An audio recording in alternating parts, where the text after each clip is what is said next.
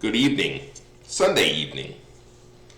SMG, we have had quite the couple, well, I'd say a week, maybe 2 weeks. What an incredible couple weeks we've had. We have been displaced from our home. We have been banished to a red board. Banished to Bant, as they say. But Bant has turned out to be a blessing for this general.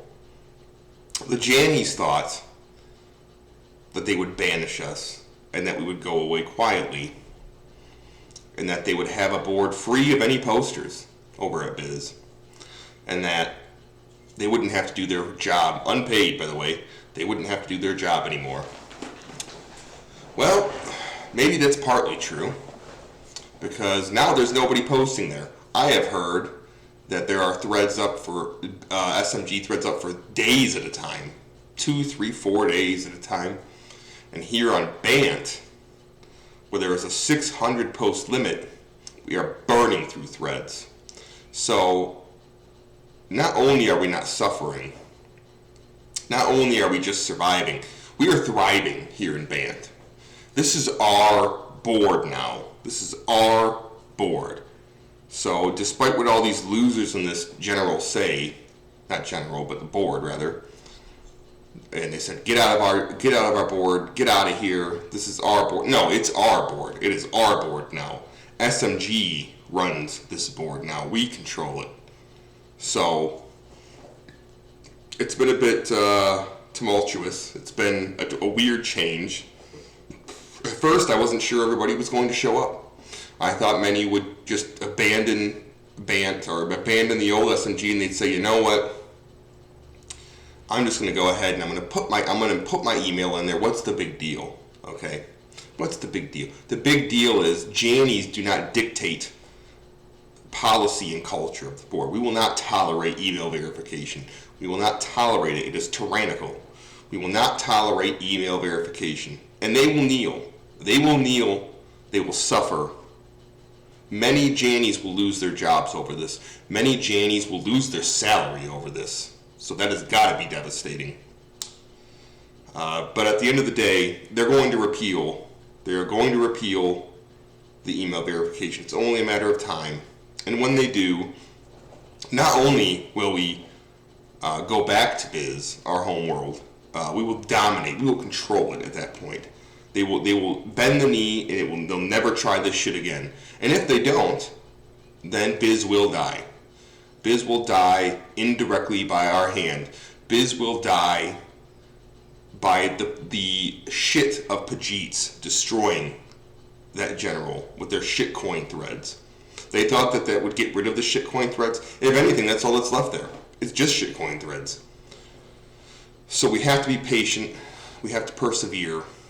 But at the end of the day, we will come out ahead. And everybody just needs to understand that and relax. That we will come out ahead and stronger for it. We are refugees on a foreign board, and we've made it our home, and we're thriving.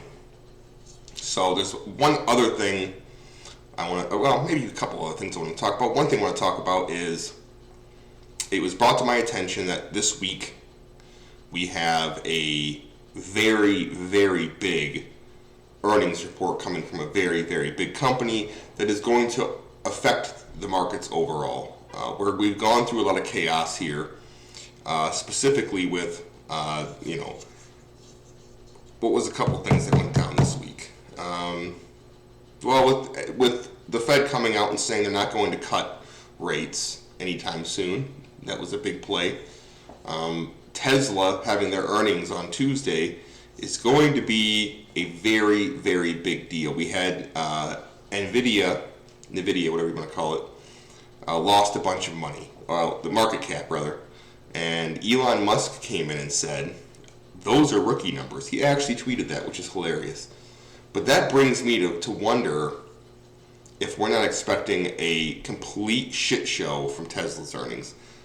I don't know for sure. This is a tough one. Normally I have a pretty strong opinion when it comes to certain stocks. I can call it out. I expect Tesla's earnings to be disastrous, but I cannot verify that. I also saw articles where I think it was, I had it pulled up right here where it says should have sold our entire Tesla position, says fund manager, following EV giant's coordinated global price cuts over the weekend. That's that's damning. That's damning. And one could call it FUD. One could call it a warning. I don't know. Price cuts are never good for a stock. If you're price cutting your products, that means less profit. That's not good. So I don't know. I think Monday's going to be green. And if earnings go poorly for Tesla, we're going to see a bloodbath this week, I believe. And I frankly, I was shooting from the hip. I expect Tesla earnings to be bad. I expect Tesla earnings to be bad, and I would argue they're going to be even worse than we imagined. And I could be wrong. But you should trade accordingly. Now, where most of my money is parked, I do have my normal stocks. I do have, I think, let's see, my portfolio here. I have the 4 or 5 stocks I have lined up here. I have LLAP. I'm still up like 30% on that one, 40%. That has been a godsend. I'm still in NYCB, eating shit on that one, but still holding, so I've lost nothing. I'm still holding Lunar, LUNR, eating shit on that one, but that was, I purchased that because of a bet with Baggett, and again, not selling, haven't lost anything. I'm still holding Arway. That one's basically crabbing, but they pay a dividend. And I'm still holding ET, natural gas, and that one I'm never selling, and that one's been doing pretty well. So I'm hanging in there, and then the rest of my money, I just took all my money from my general checking account that I didn't need, money I didn't need, I'm never going to use in this time, and I moved it to my Robinhood account, and that money is earning 5% interest just sitting there. So it's better than sitting in my checking account doing nothing. At least I'm getting interest on it, and I'm waiting for my move. I'm waiting for my next play. And there are also murmurs of SIGA making a comeback, monkeypox, gay sex making a comeback. There are rumors of that. That is something we need to look out for. I don't expect there to be the same rally we had, during the great gay sex orgy of 2020. But I do expect there to be some upside there. So I'm going to take a flyer on that. So those are a couple things I wanted to touch on. But at the end of the day, I'm more worried. It's more worrisome about where we are in terms of a general, where we got banished to banned. But the thing about these Jannies they don't understand is that we are more powerful than we come off as. We have secret weapons that they don't know about. Okay? One of those secret weapons is incredibly dangerous, has been very dangerous to us. And you would say, what is it? It's not a gun, okay? It's not a knife. It's not a nuclear bomb. It's not a computer virus. None of that stuff. We don't need to use that. The weapon we have that is dangerous is a mistress. A dangerous succubus mistress that has taken many SMG posters for a ride and has depleted their portfolio. Scoopsies has suffered greatly because of this mistress.